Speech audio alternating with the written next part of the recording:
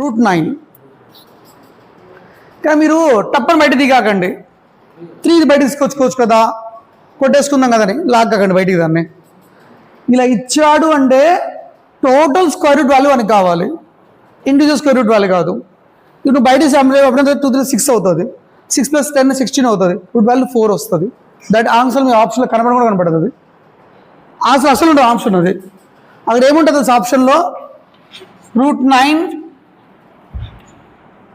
- √1 లేదా 4 r + 5 + 6 ఇలా ఉంటాయి మన నెంబర్లు, ఇలా ఉంటాయి నెంబర్లు ఇవి.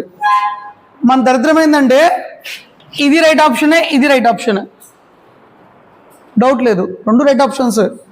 కానీ ఎక్కువ ఆప్షన్స్లో ఇది కనపడతా ఉంటుంది.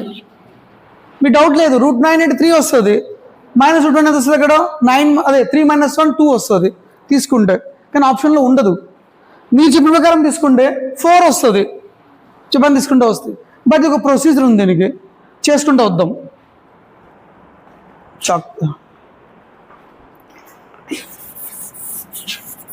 దీనికి ఏం చేయొద్దు, ద ఫస్ట్ రూల్ ఏంటమ్మా 2 ఉందా, ఈ 9ని ప్రోడక్ట్గా మార్చుకోండి. 9 1s 9 బాగినండి. నువ్వు ఇక్కడ ప్రోడక్ట్గా మార్చుకుంటే దానికి సమ్ 10కి సమానంగా ఉండాలి. లాజిక్ అదే.